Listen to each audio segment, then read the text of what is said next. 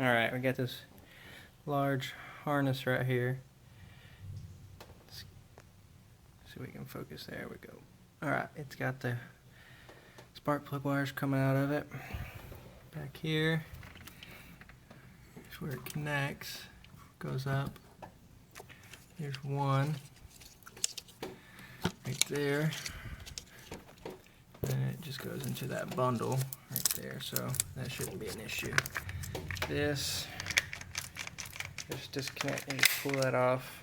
It's not even, it's just clips. Get this line, this little one, see right there, comes out, it goes down here. It comes down here, there it is. And then it breaks off. We got one, that is number 14 right there for my reference. 14, then we got, it goes into there. Then, I don't know if you can't really see back there. Goes one more connection back there. Then once you take all that off, this whole harness is just gonna lay up there. We'll be done with it.